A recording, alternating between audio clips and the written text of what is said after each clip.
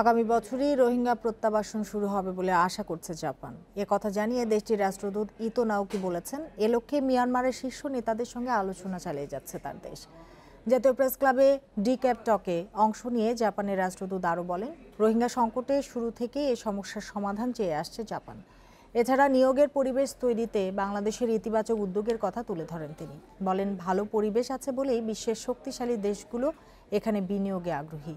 করোনার মধ্যেও বাংলাদেশের অর্থনীতি ভালো করছে বলেও মন্তব্য তার।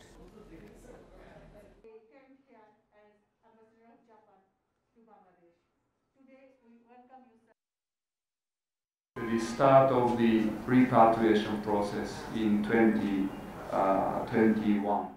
জাপানের পররাষ্ট্রমন্ত্রী তার মিয়ানমার সফরে রোহিঙ্গা ইস্যুটির উপর গুরুত্ব দিয়ে দেশটির শীর্ষ নেতাদের সঙ্গে আলোচনা করেছেন। আমরা চাই 2021 সালে রোহিঙ্গা প্রত্যাবাসন শুরু হোক। এ নিয়ে জাপান মিয়ানমারের সামরিক কর্তৃপক্ষ ও সরকারের সঙ্গে আলোচনা চালিয়ে যাচ্ছে। একই সাথে রোহিঙ্গাদের সংকট সমাধান এবং রাখাইনে স্থিতিশীল পরিবেশ তৈরিতে কাজ করছে জাপান।